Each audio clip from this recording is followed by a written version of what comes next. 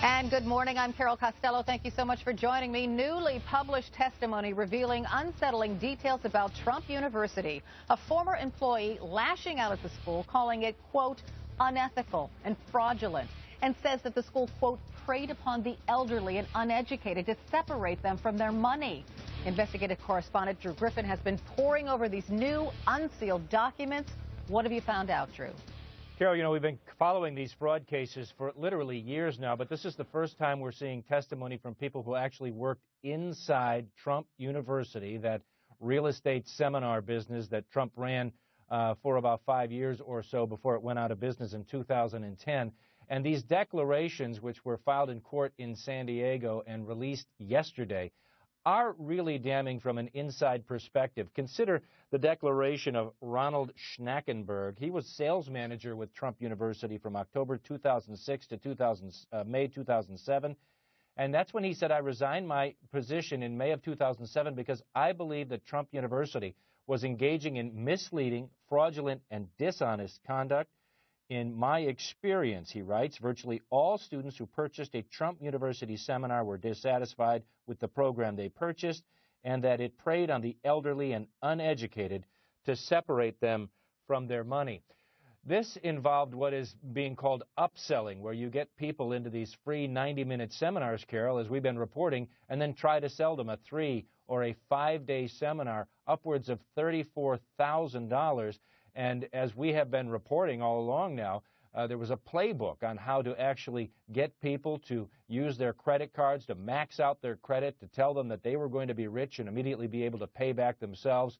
According to the documents released, it was really just a scheme to try to get money from vulnerable people. There's a second declaration. Jason Nichols, sales executive from May 2007 to October 2007.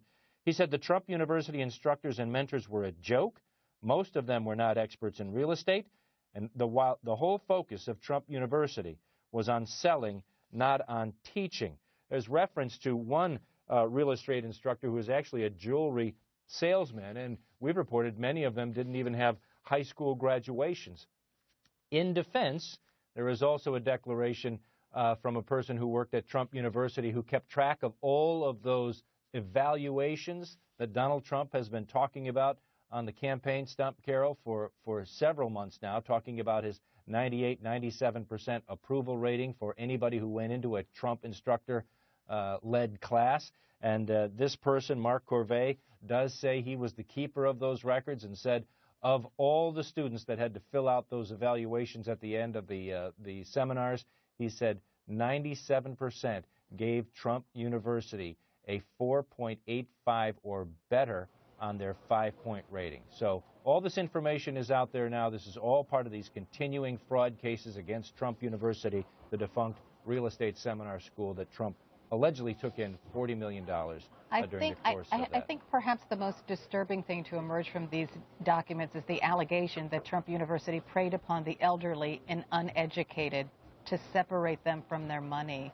So I know you gave us some specifics of how Trump University allegedly did that, but give us more. Explain.